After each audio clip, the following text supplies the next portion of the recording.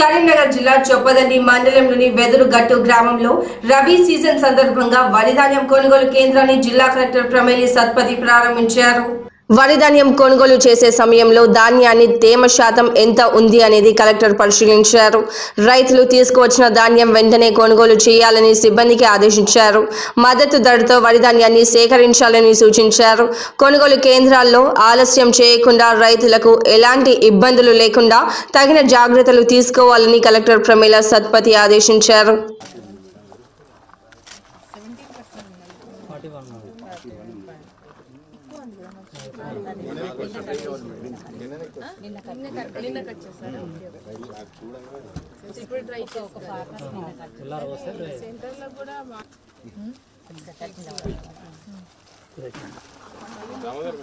sir